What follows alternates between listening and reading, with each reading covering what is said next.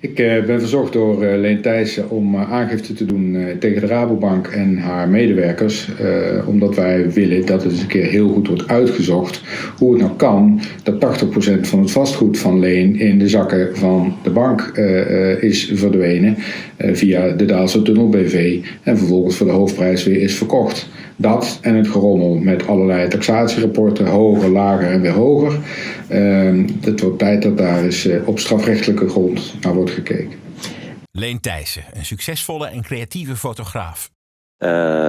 Ik ben in Scheveningen geboren en ik ben opgegroeid in Kootwijk aan de prachtige zandverstuiving. En dat zand heeft eigenlijk heel veel bepaald voor mij. Ik heb hier zulke mooie beelden gezien en zulke mooie natuur.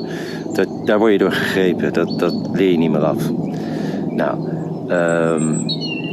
op mijn 17e ben ik hier begonnen met fotograferen. En uiteindelijk is het zover gekomen dat ik voor de hele wereld werkte. En dat was heel mooi. Dat was één groot avontuur waar ik allemaal naartoe mocht. En daar heb ik ook heel erg van genoten. In 2014 had Leen Thijssen een aanzienlijke portefeuille met onroerend goed. Dit zowel privé als zakelijk. Thijssen had privé een hypotheek op zijn woonhuis ter waarde van 2,5 miljoen euro. Wat neerkwam op ongeveer 50% van de waarde. Deze hypotheek was afgesloten bij de Egon. Het aangrenzende landgoed had Thijssen rond 1996 gekocht. De ABN AMRO en de Van Lanschot Bank hadden beide een hypotheek gevestigd, dan wel op verschillende delen van het landgoed. De gezamenlijke hypotheek was 4 miljoen euro. Het landgoed bestond uit landerijen, verschillende huizen en bedrijfspanden, alsmede een ontwikkelingskavel voor 14 nieuwe huizen. Thijssen bezat ook via zijn vennootschappen een zakelijke portefeuille winkels en horecapanden in Apeldoorn.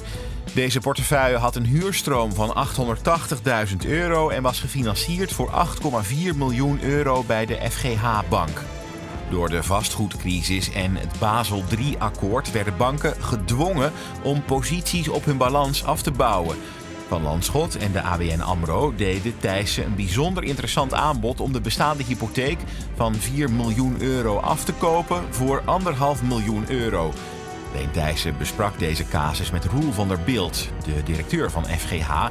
En deze bood aan de 1,5 miljoen euro te financieren met de FGH-bank. Dit was halverwege 2014.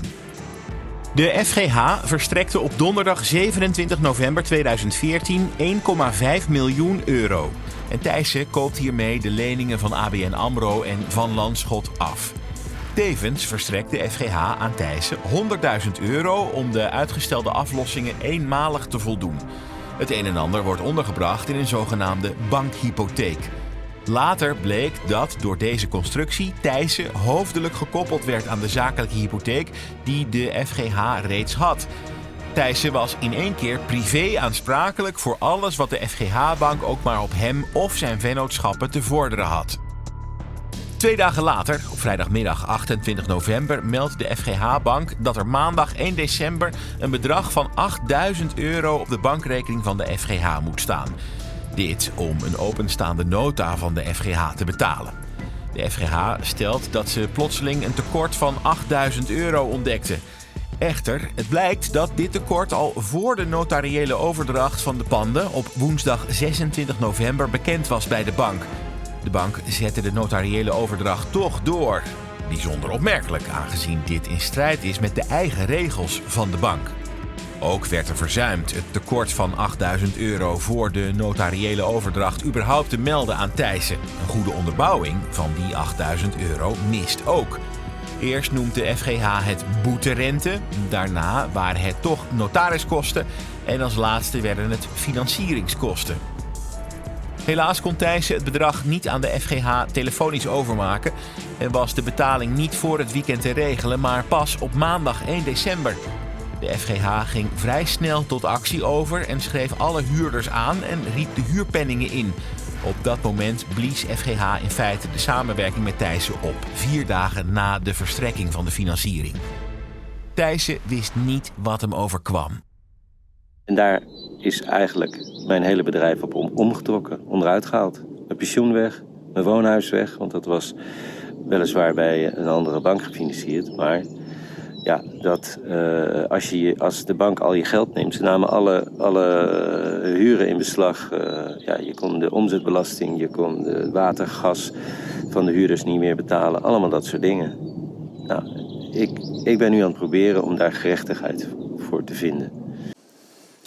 Nou, ik heb me vanaf dag 1 eigenlijk verbaasd hoe een en ander is verlopen. En met name verbaasd als je kijkt naar relatie bank-cliënt. Leen heeft uiteindelijk een kredietuitbreiding gekregen. Dus een kredietuitbreiding op zijn bestaande financiering. En eigenlijk is dat in de eerste week ingetrokken. Ingetrokken, niet feitelijk ingetrokken, maar er zijn huurders aangeschreven. En dat is een traject geweest wat ik 1 niet begrepen heb. 2, het is een stukje vertrouwen wat je volgens mij hebt op het moment dat je krediet uitlegt. Dat doe je als bank.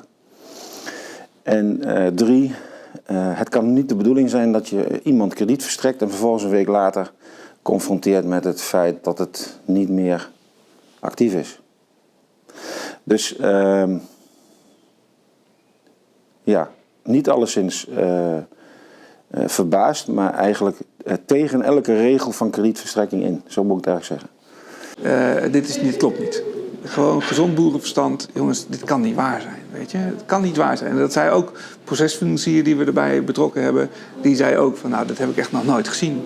Ja, of op zijn minst, kijk, dit soort financieringen worden niet verstrekt zonder dat ze hun huiswerk goed doen. Dus ze hebben daar echt ook, hebben natuurlijk ook een zorgplicht naar de klant. Maar ook intern, ze moeten zelf kunnen verkopen waarom ze dit doen.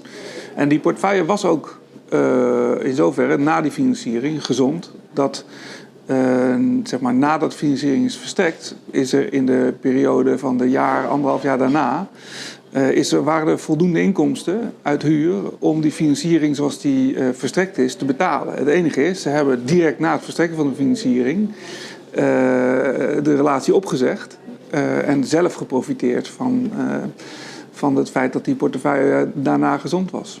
En hebben Leen als een roerend goed afhandig gemaakt. En dat is gewoon onethisch. Kijk, het is heel eenvoudig. De ene dag wordt Leen volledig geherfinancierd door de bank. En 2 dagen later wordt hij helemaal kaal gemaakt. En blijft hij achter als ridder te voet. En zit al het vastgoed in de zakken van de Rabobank. Die het later voor de hoofdprijs verkoopt. Ja, het is eigenlijk familiehistorie. Omdat mijn familie er altijd gezeten heeft. En ja, het is gewoon een prachtig gebied. Het is een stukje ongerepte natuur met woestijn. Je kan er heerlijk paardrijden. Het is een klein dorp, dus je hebt niet... het is allemaal behapbaar. Het is gewoon heel vriendelijk. En ik werkte over de hele wereld. Dus ik zat in New York, Parijs, Japan, overal. En dan heb je heerlijk het naar je zin hier. En het is lekker rustig.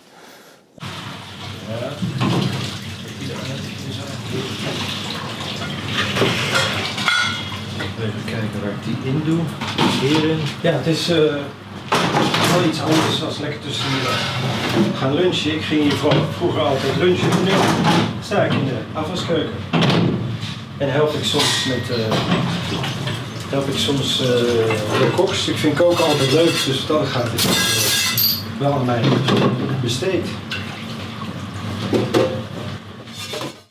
En uiteindelijk zeg maar, levert ze dan nog niet eens dat op wat het op had kunnen leveren. En ze hadden veel beter denk ik die relatie in stand kunnen laten. Had Leen een normale boterham verdiend aan zijn roerend goed. En hadden zij geen probleem gehad met de financiering. Dat kun je ook gewoon zien in de liquiditeitsstroom zeg maar, nadat ze de financiering hebben opgezegd. Die is gewoon een gezonde portefeuille geworden. Was het na het verstrekken van die financiering. Ze hebben alleen een roodstand een paar dagen na het verstrekken van de financiering gebruikt om de relatie op te zeggen.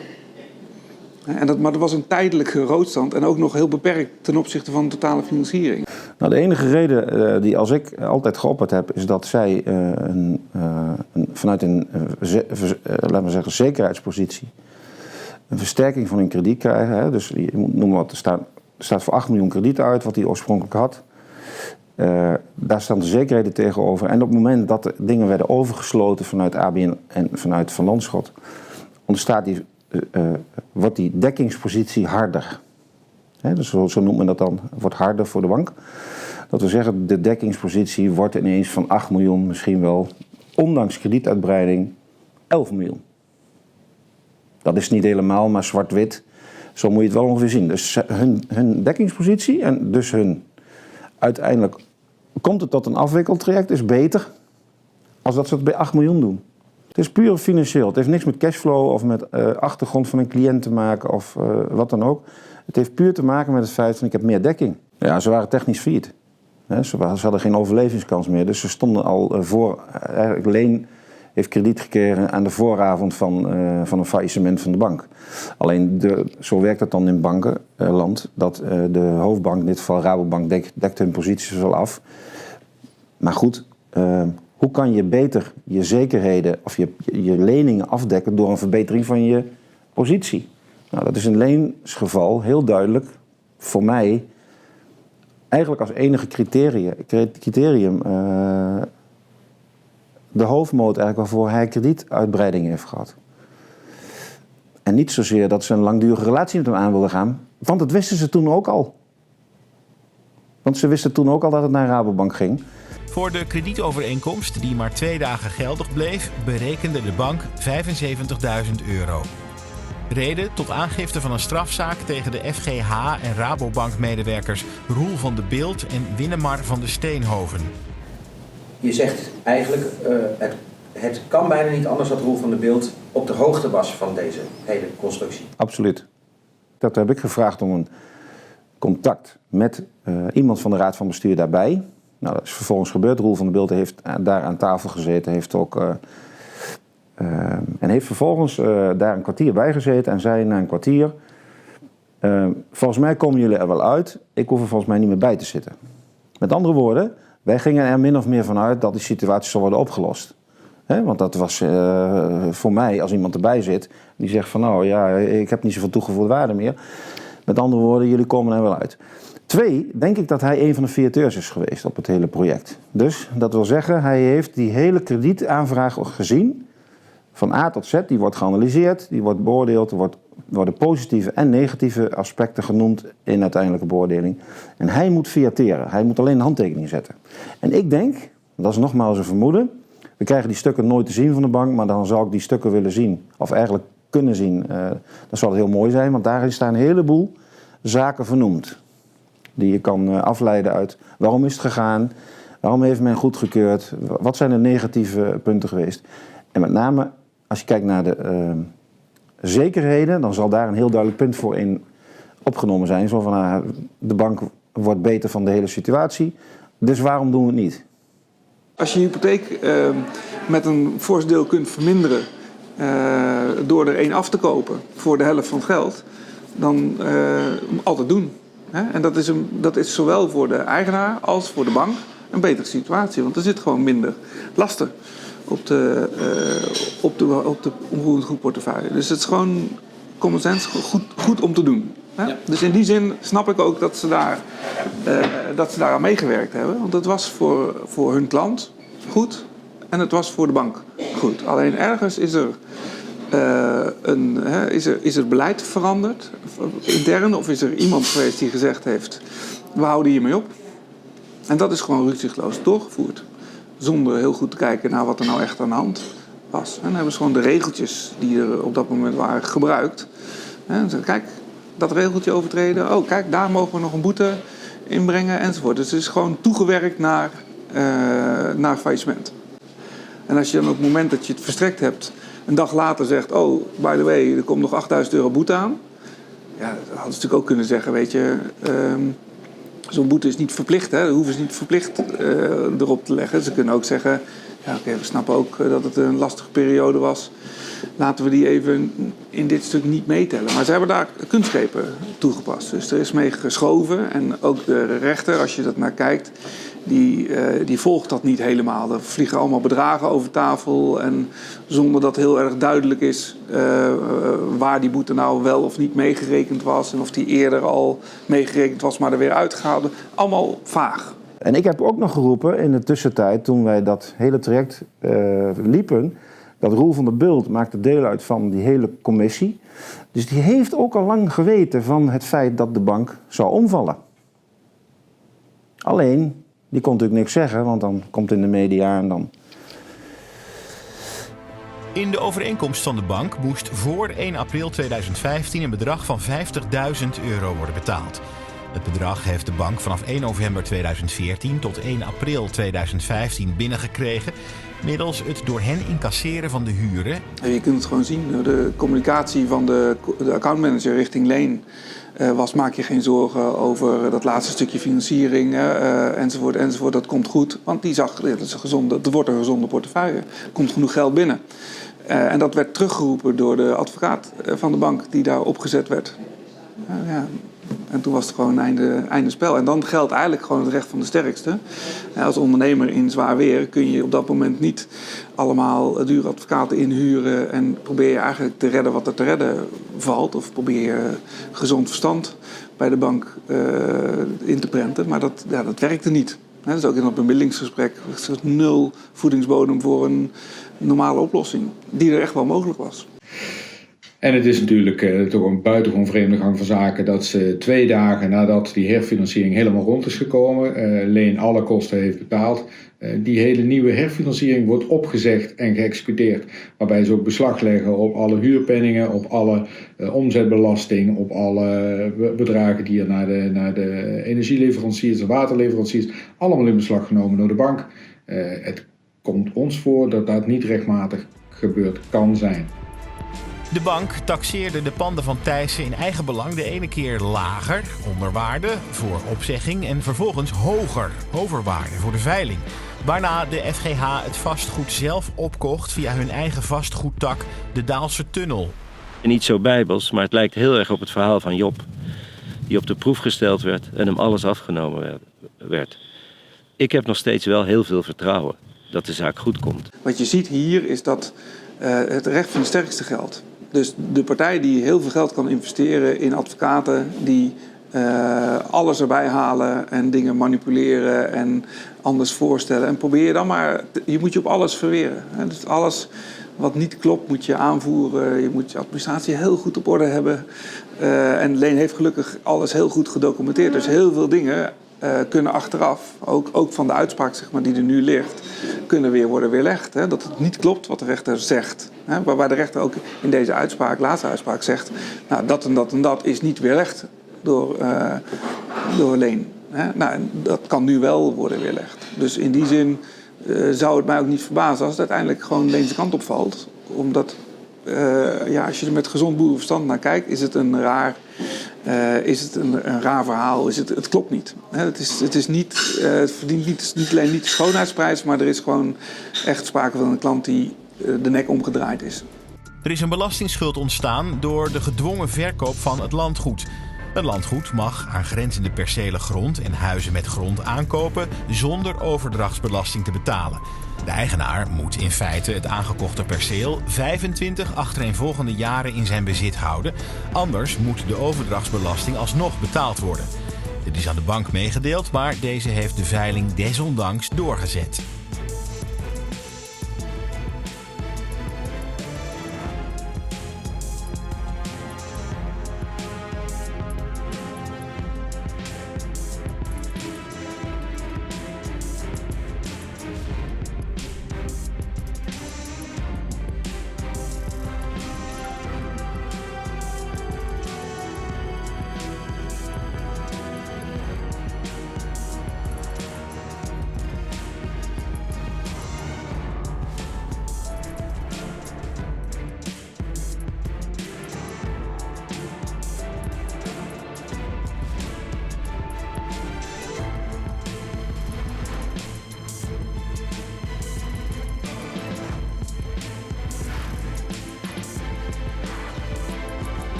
En als je ziet hoe vaker dezelfde rechters worden toegewezen of zaken krijgen die tegen de Rabobank spelen en die dan in het voordeel van de Rabobank uit. Denk ik, als onderzoeksjournalist zou je je daar eens in moeten verdiepen. Zou je ze op een rijtje moeten zetten hoe vaak dat dan gebeurt. Ik durf daar geen uitspraken over te doen, maar ik vind het op zijn minst opmerkelijk, als je naar het internet kijkt, hoe vaak daar klachten over zijn. En hoeveel mensen daartegen ageren. Het enige is, dat worden dan, die mensen worden als querulant weggezet. De vraag is of dat terecht is, ja of nee. En het feit dat zo'n organisatie als Transparency zich daar druk over maakt en zegt dat dat proces niet transparant is, zou ook wel reden moeten zijn om daarnaar te kijken.